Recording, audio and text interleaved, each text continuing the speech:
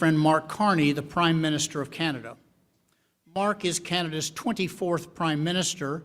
He was elected leader of the Liberal Party of Canada and sworn in as Prime Minister in March of 2025.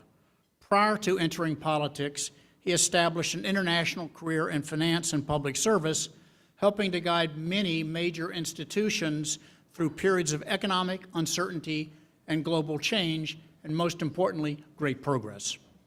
Mark served as governor of the Bank of Canada during the 2008 financial crisis, and in 2013 he became the governor of the Bank of England, helping to lead the United Kingdom's economy through Brexit and the challenging years that followed. He also served as the United Nations Special Envoy on climate action and finance.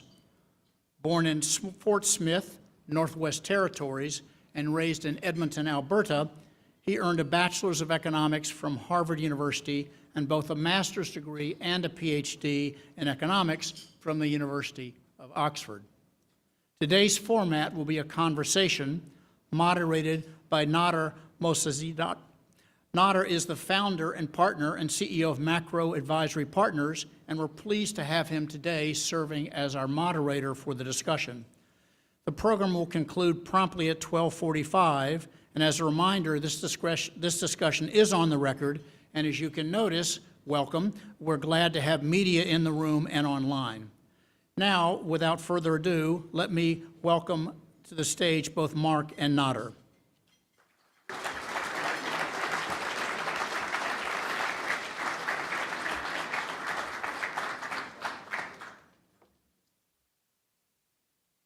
Amazing. Thank you very much, Bob, Nader. Hope you're sitting comfortably. I like that, promptly at 12:45. That's guidance for me as a central banker. I won't speak as long as I did last time I was at the Economic Club of New York. But thank you, Barbara. Thank you very much for this invitation. And I'm just going to say a few words. I'm just going to begin in French because Canada is a proudly bilingual country, and we have our media here. Un petit résumé de mes paroles. Le monde a changé. En conséquence, le Canada se concentre sur ce qu'il peut contrôler. Consolider nos forces au pays et diversifier nos partenariats à l'étranger. À cette fin, nous mobilisons 1 000 milliards de dollars d'investissement au Canada au cours des 5 prochaines années dans l'énergie, les transports, les données et la défense. Les investissements qui permettront de bâtir une économie canadienne plus forte, plus concurrentielle et plus résiliente. Et pendant que nous consolidons nos forces, il existe plusieurs occasions que le Canada et les États-Unis devraient saisir pour collaborer et concurrencer ensemble le reste du monde. Le moment est venu d'établir un nouveau partenariat qui redéfinira la relation économique entre nos deux pays. So if you understood that, you can talk amongst yourselves. The rest of you will listen. Look, Glenn Hutchins, I last spoke here. You introduced me, you hosted me, and at the time I was at the Bank of England, I reflected on the global financial crisis that had just passed and Brexit that was about to commence. And maybe just with referring to the global financial crisis, may I salute the many contributions that Bob Steele made as at the U.S. Treasury to helping to address. Thank you, Bob. And Bob, when I look back to those times, they were comparatively carefree days because the world is undergoing a rupture. And there's positives and challenges within this. Led by the United States, technological change is accelerating at a pace we have not seen in our lifetimes. The U.S. is transforming all of its commercial relationships, as is its right. The world is becoming more divided and dangerous. And Canada recognized these developments earlier than most, and our response reflects the core lesson that we've taken from these tectonic shifts. Namely, that is that we have to take care of ourselves and we have to be true to ourselves. Taking care of ourselves means building our strength at home and diversifying our partnerships abroad.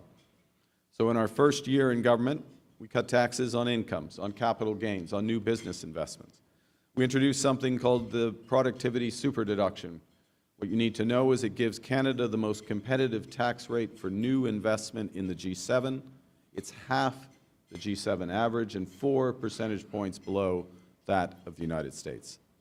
We're in the process of catalyzing $1 trillion of investment in Canada over the course of the next 5 years in energy, transportation, data, and defense. We've launched our most significant regulatory reforms in generations to fast-track hundreds of billions of dollars of nation-building infrastructure projects, and we're realizing our full potential as an energy superpower. By the end of this decade, Canada will export nearly 50 million tons of LNG annually. By the end of the next decade, we will double that capacity. We're advancing a potential pipeline that would carry at least 1 million barrels of low-emission Alberta oil per day to Asian markets, while creating an entirely new industry of large-scale carbon capture and storage. We're building, right now, the world's first operational small modular reactor in the G7, while expanding our world-leading uranium production. In the past year, we have signed 56 critical mineral agreements with more than 10 countries, unlocking more than $18 billion in capital, while reducing dependence on foreign chokeholds in that critical supply chain. We are doubling our electricity grid. That's more than 160 gigawatts of new power, building on the lowest cost power in the G7 and the second lowest emission power in the OECD. That is what an energy superpower looks like when it decides to really act as one. Now, in parallel, we're diversifying our partnerships abroad. We've signed more than 20 economic and security deals across 5 continents in the past 12 months. Our existing free trade accords already provide access to 1.5 billion consumers from the EU through to the CPTPP.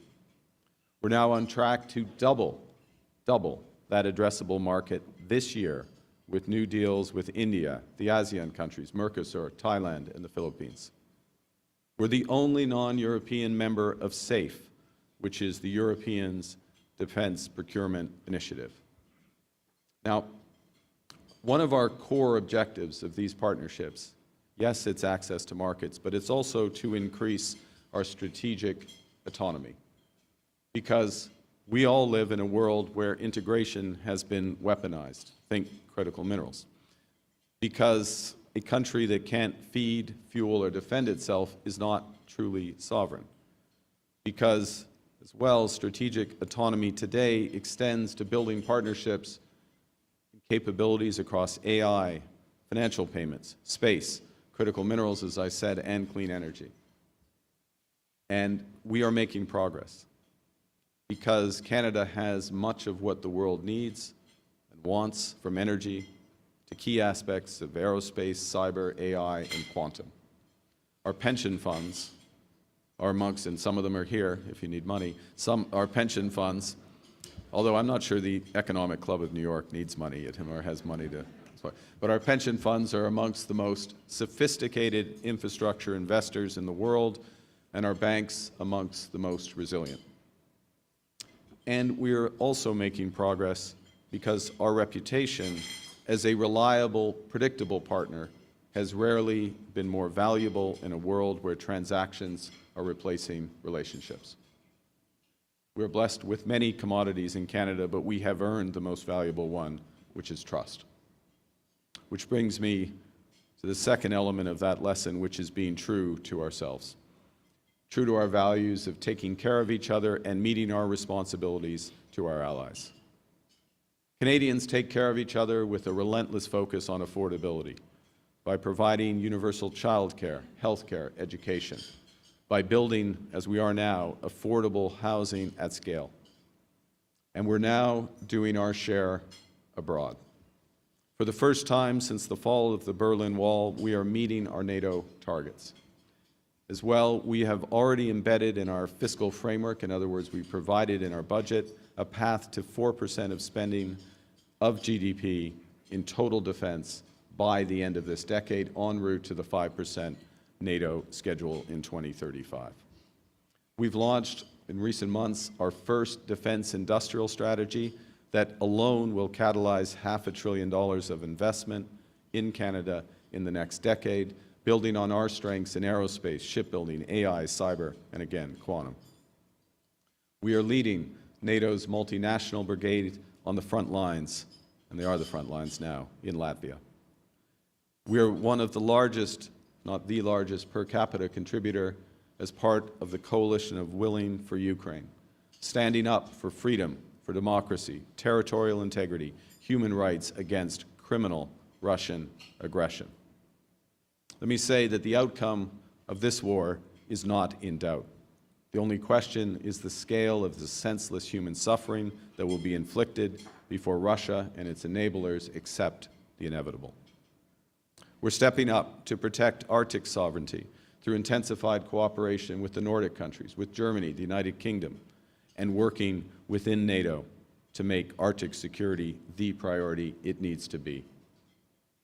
To back that up, we've moved quickly in the past year to build new military operating hubs, to commission over-the-horizon radar.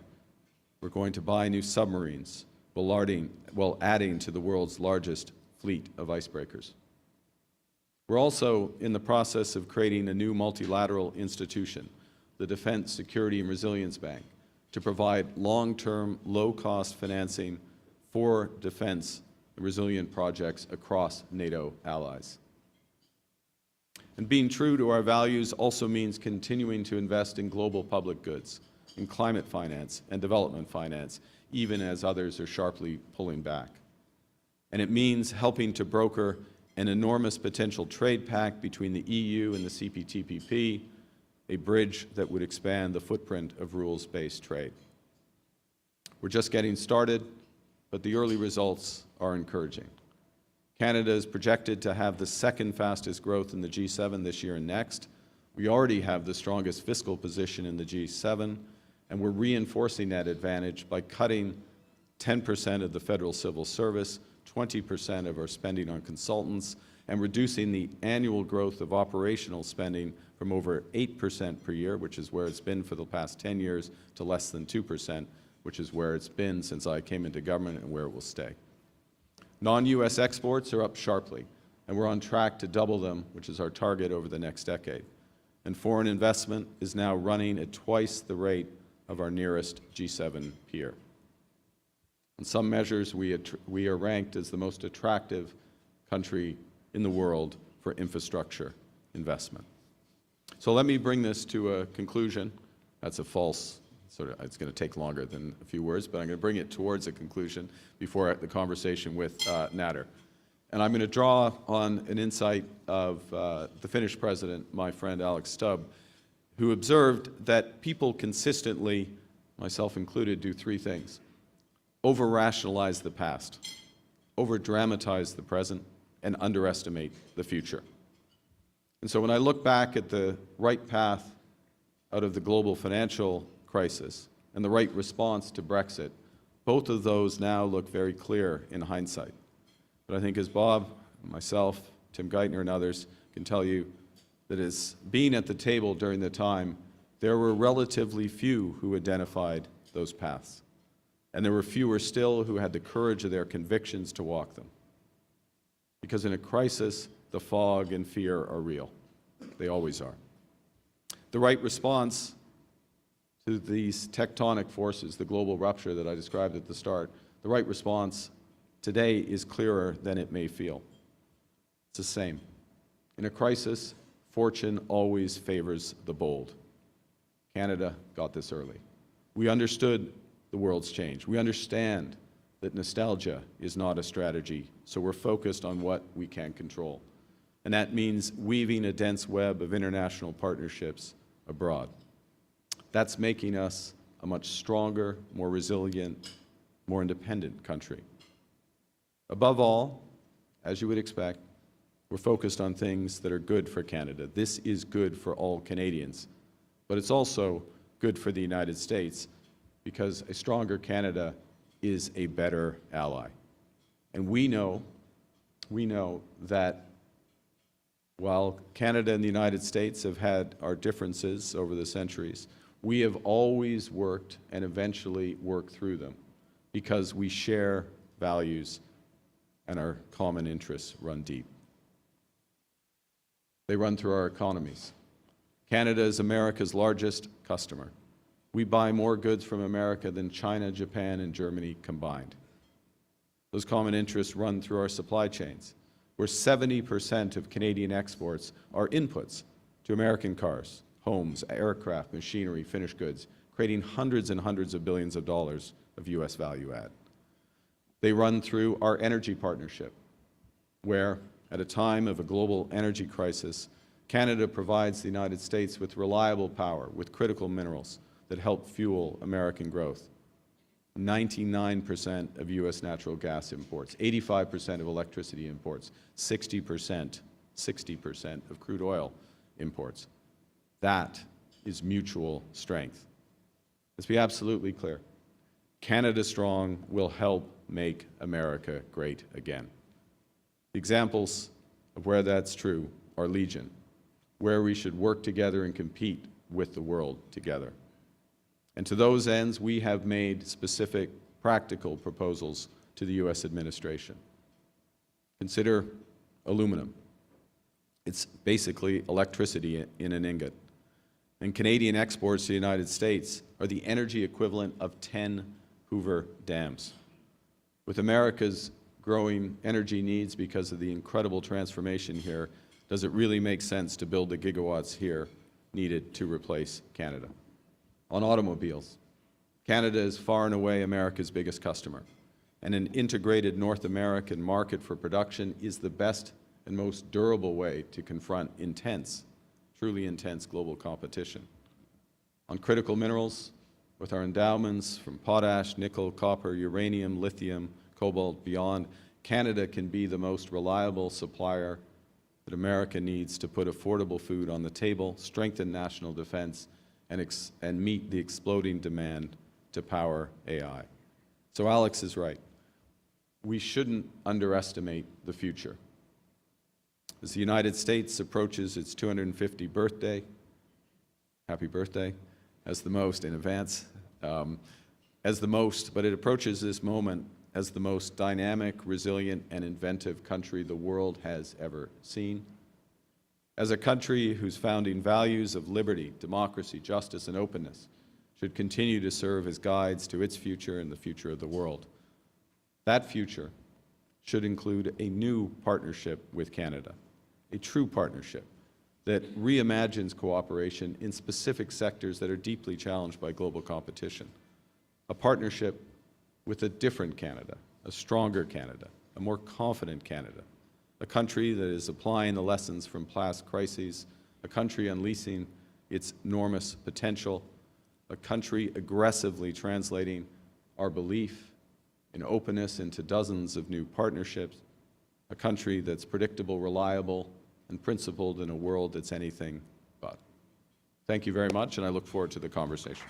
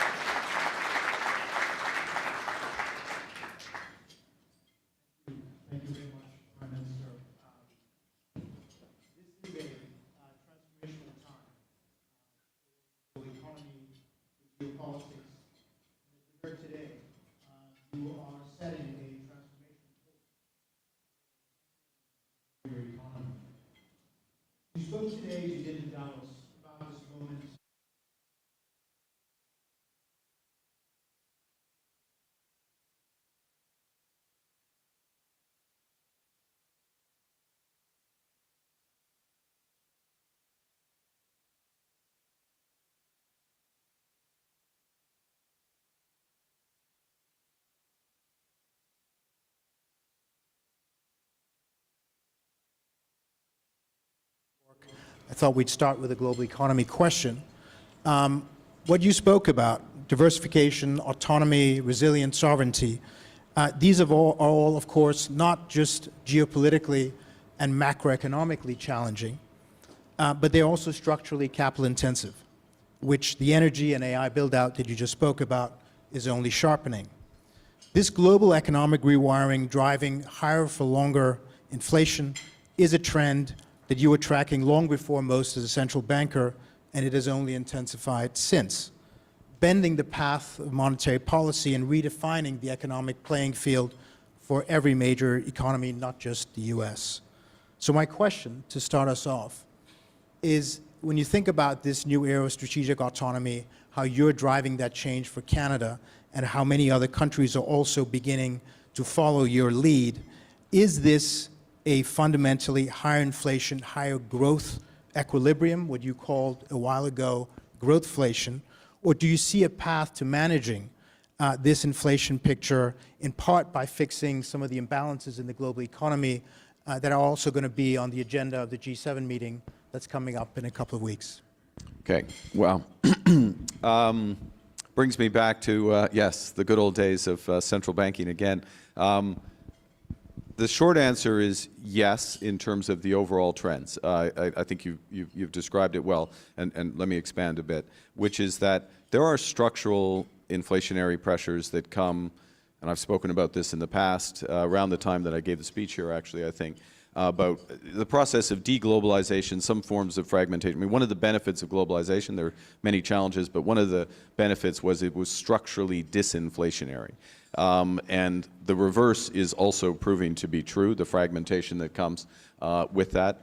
In many cases, for good reason. There's been more resilient. You're paying an insurance premium to become more resilient, but that has to be ultimately paid and is passed through.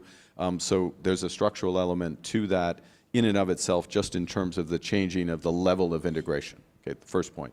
Second point, part of your question, but very much of the reality that this room, this city, this country is living, is just the scale of the infrastructure build-out that is only just beginning across, I'll call it the intelligence stack, but it's everything from power to the data centers, to the chips, to the and beyond, that comes and affects virtually every enterprise, and it's only just starting. And the scale and the speed of that build, which on one hand is tremendously exciting and promising, on another hand just causes big shortages. You think about if you're in the energy business, 5 years to get a gas turbine is one example of that. Land, power, those elements are front and center. So that is adding, I think, to inflationary pressure. The third element, which we haven't yet seen, but we're at the cusp, and again, because we're in the heart of global finance, a number of the people in the room would be living this, is actually the cost of protection, cyber protection, but basically I'll call it cyber protection, but the broader range of protections that's occasioned by mythos. Everyone knows what mythos is in this room, and what that's showing, and that's, I think, is going to be the early stage of of just a big operating spend that's going to be required to address those issues. So the marginal cost of software is no longer zero. It's actually quite material and is likely to be there for some time. So those are three elements of the structural inflationary pressures that are there. Then you have what's coming with that, the growth component, certainly the growth component which comes from the investment boom, the growth component which, and this is one of the big questions, when will the productivity show up on a macro scale? It will come, but when does that show up, and which would offset some of this. Finally, you throw into that the challenge we have globally, and it will be one of the issues center stage at the G7 around global imbalances, Chinese overcapacity, Chinese underconsumption. I mean, just put in context, China's ballpark 13% of global consumption, 30% on the way to 40% of global manufacturing. Okay, so just orders of magnitude the pressures that come there. It's a bit of an offset to the inflation side, but we can't solve the macro problem ultimately. You never totally solve a macro problem without getting the imbalances component addressed there. Some of that will be financial. So, last thing I'll say and then hand back to you, which is part of the answer, not all of the answer, but part of the answer is going to be around energy.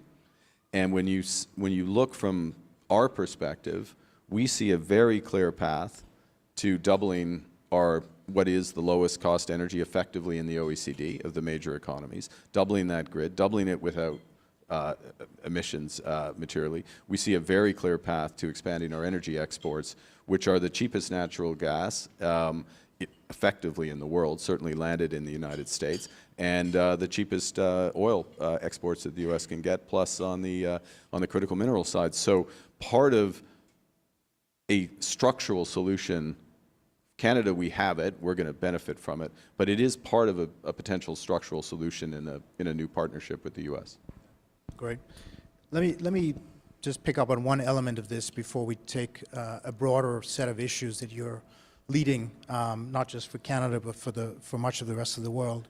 So another way to think about this junction, the global economy, you and I have been talking about this, is that whether in the context of the global economy or in geopolitics, this is becoming, I think, more and more clearly an age of asymmetry. It's a transitional era where power flows less from size or wealth than from the ability to convert imbalances into leverages. As great powers seek to exercise their power in the ways that they do, a range of countries like Canada, middle powers, and others are seeking to identify their asymmetric strength, their source of leverage. We think of asymmetry a lot as a risk or a challenge, but if you look at various choke points and whether upstream inputs to the global economy, how do you think about that as you're now putting into place and really executing on the vision in Davos? How are you thinking about how Canada can win in this age of asymmetry? Yeah, this is a crucial point, and it's a very good, it's your framing actually, the age of asymmetry, but it's a very good way to understand how many countries around the world are approaching their trade relationships, their investment relationships, their priorities. For exactly the reason, you can look at it defensively. Where am I exposed? We used asymmetry, to use your framework, against Russia with the financial payment system. China used it on critical minerals. Those are two prominent examples. But where else am I exposed? Am I exposed in space? Am I exposed in cyber? Am I exposed at various? And that is the framing. At a minimum, as a leader, you have to think about those issues and how do I minimize those exposures. The answer, if you're a country of the size of Canada, or even if you're, a European, one of the major European economies, is there's no one answer. The answer is a series of partnerships, a web of partnerships that need to be put in place. Then the more positive side, so that's a defensive thing. Who do I need? Who can I rely on, and who's not going to hold me up down the road? That dictates a lot of these trade discussions. The more positive is, well, where can I be a solution to others? And that's where I do think we have a number of advantages in Canada. Let me give it specific, let me make it granular. So I mentioned critical minerals. Okay, so what? Well, here's the so what. Last week I was in Quebec. We opened, broke ground on the largest graphite mine in the G7, 8 times the production of everywhere else. Key for, and it's integrated into battery chains and others is what will be built. So who are the offtakes? The Government of Canada provided support to get the thing going. Here's your guaranteed off. We've already syndicated it out to Italy, to Japan, Panasonic in the case of Japan, ENI for Italy, and Luxembourg that is buying off of that, so that they know that they don't have that chokehold on lithium. That's one example.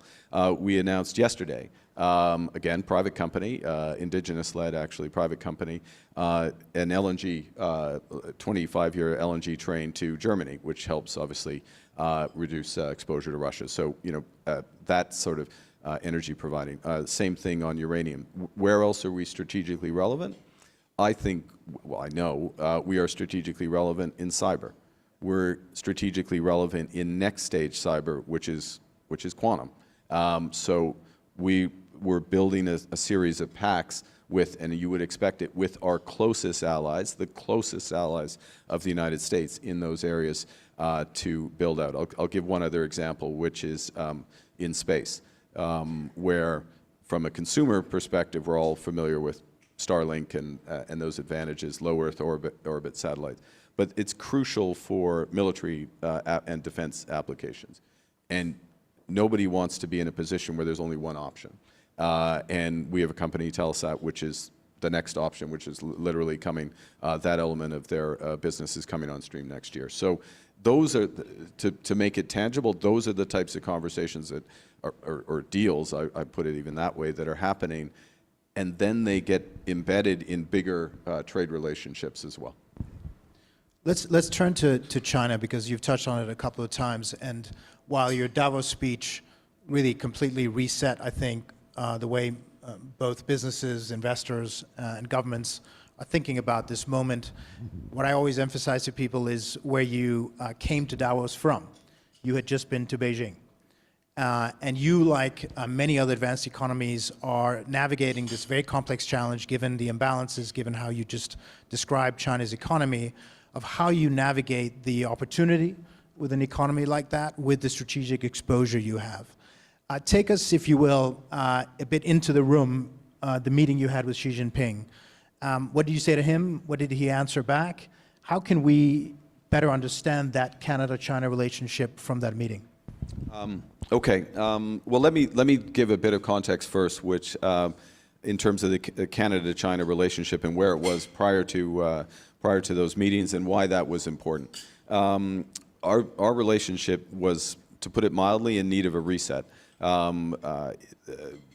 Basically, diplomatic relations had broken down. Trade relationships were fraught with a series of tariffs. We had big challenges in Canada, particularly for our agricultural sector, our fishery sector, where there were we were locked out of the Chinese market, which was historically a very important market. To put it in human terms, 250,000 people whose livelihoods directly were affected by this. So we had that. We had a series of restrictions on China. So at a minimum, and the dialogue was not there. And look, in this world, yes, it's the second largest economy, but you need to have a dialogue with China. I mean, it's stating the obvious. Virtually every issue, or most issues in the world, geostrategic and other, China is a player, and having that dialogue. So we needed to reestablish.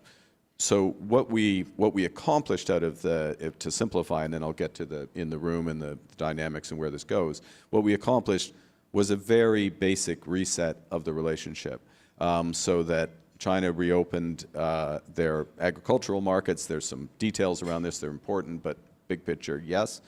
For that, we restored access for Chinese vehicles, electric vehicles, to the same level as it was in 2024 when things broke down, which, to put in context, is 49,000 vehicles in a market that's 1.8 million vehicles, so less than 3%.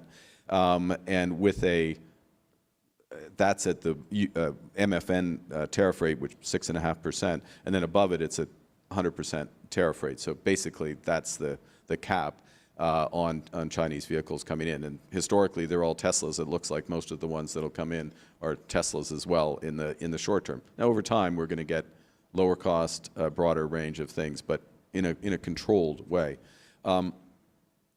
But the discussion, so these are important trade discussions. There's other elements of the trade relationship, et cetera.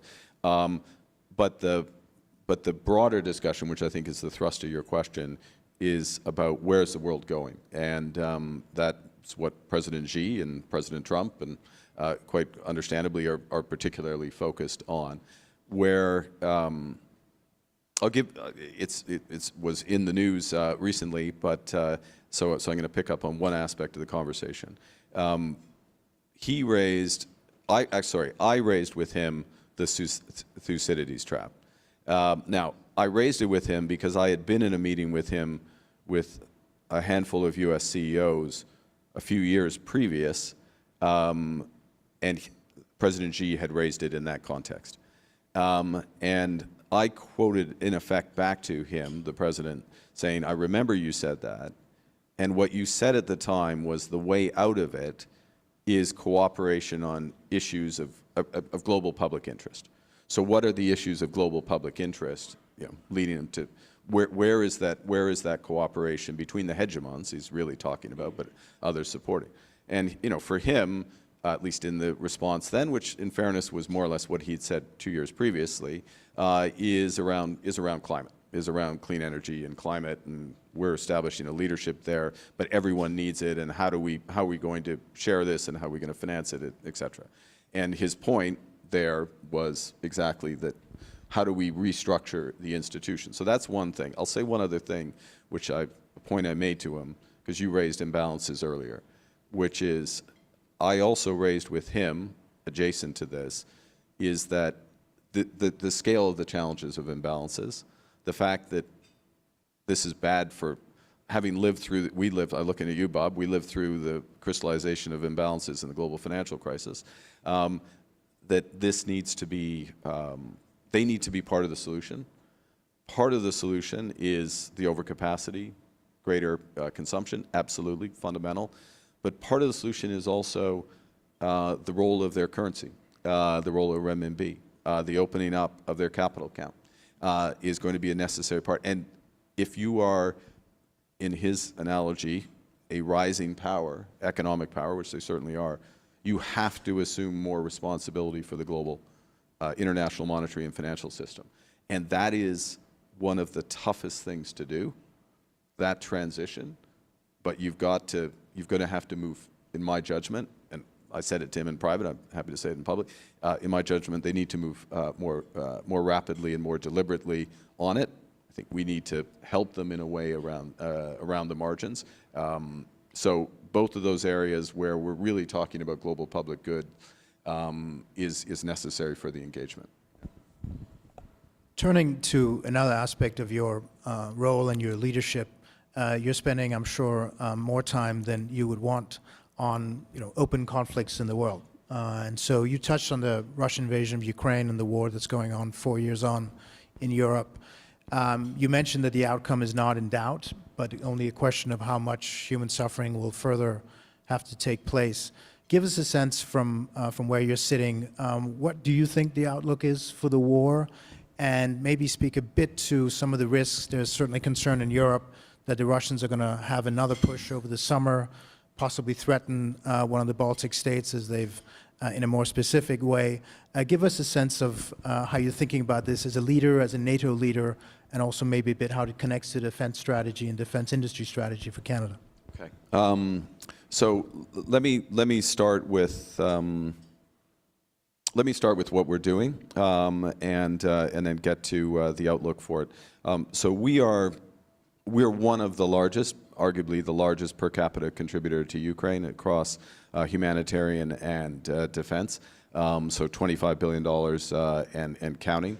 Our defense contributions, our principal defense contribution, but this is changing with time, and it gets to your defense question, have been basically purchase or financing of U.S. weaponry for Ukraine, defensive weaponry. So they're called Pearl packages, but for those of you who follow it would know what they are, and it's a way to band together through NATO, purchase largely, as you would expect, missile and drone defense. It's an expensive way to do it, but it's necessary, as we saw with this atrocious hypersonic missile attacks a few days ago that Russia inflicted. So we're doing that.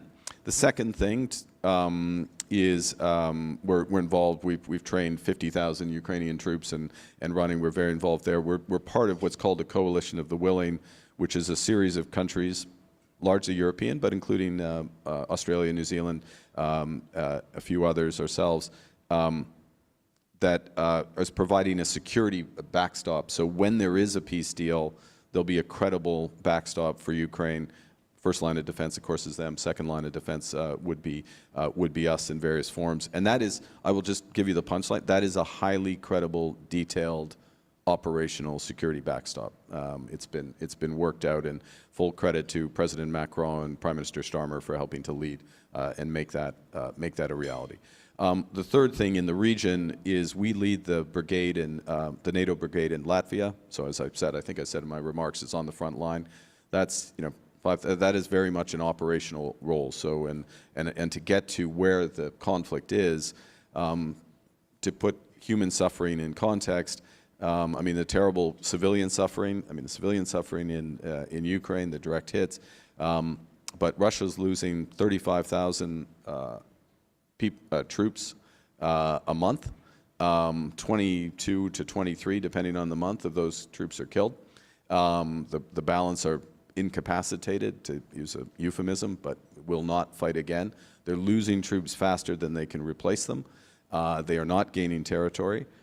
Ukraine is able to strike, as you see, increasingly deep into Russian territory on strategic energy and other targets, and they are doing so, and they will continue to do so. Russian economy is under more pressure.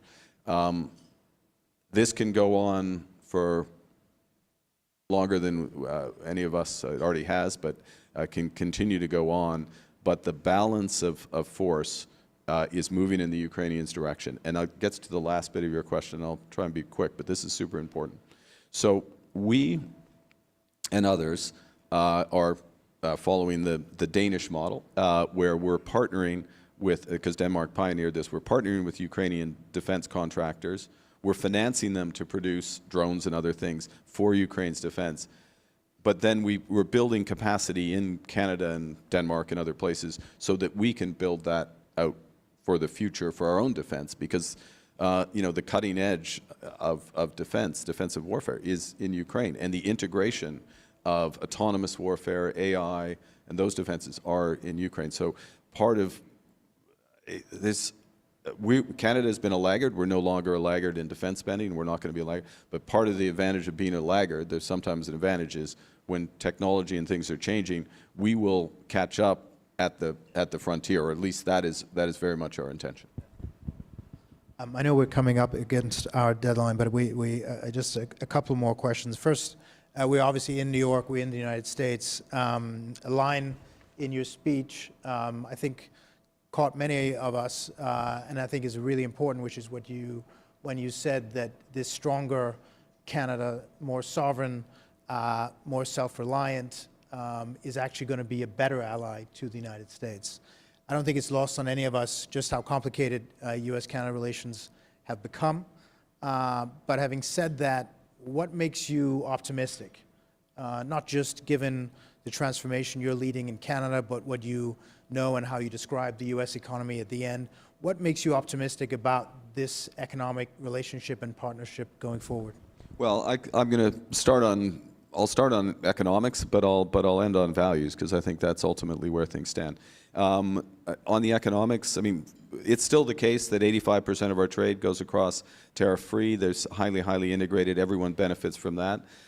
Secondly, there are huge opportunities for that new partnership, in part because we're becoming stronger. So the energy side I've mentioned. I mean, this is a time where the U.S. Is energy short for good reason, because of the transformation, but it's really energy short, and that's going to get more acute, and we can be part of the solution. We can be part of the solution just on inference as well, to put it more broadly, energy and inference. The third thing is, there are core areas. It's our strong view, and we've been clear about this, that a fortress North America in autos, in steel, in aluminum, that's in everyone's interest. We're part of the solution clearly on critical minerals. We're working very well with the U.S. on that. And then, as well as I move towards values, I mean, there are issues, but we did need to step up to take more responsibility for Arctic security. We're doing that now. We're taking responsibility with respect to with Ukraine, with others, the front lines in the Baltics, and the opportunities for defense and security cooperation are legion. So we look to that. Last thing, you know, in the end, and I am conscious we're coming up to both our timeline and our 250th birthday here. You know, these core values on freedom, on liberty, like that's ultimately where we stand, and that reasserts over time. So we'll work our way through. Bob will come up. He'll tell us it's 12:45, and everyone will get on with moving forward. Thank you very much. Thank you.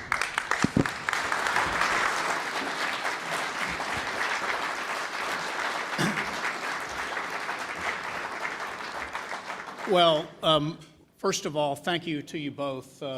Mr. Prime Minister, you do us a great honor to be here for our club, for our country, and for the messages you delivered. And we also just can't not thank you for your service in the various ways and the leadership you provided. So thank you very much for being here and honoring us.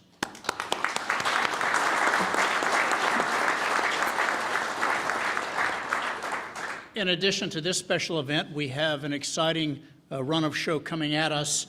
We'll be celebrating the America's 250th anniversary with a series of special events, including a gala celebration dinner on June 23rd, featuring Secretary Bessent, and we're excited to have him be the capstone speaker on that day for that evening, and you should think about planning your schedule to be there and include guests for what we think will be a very special evening.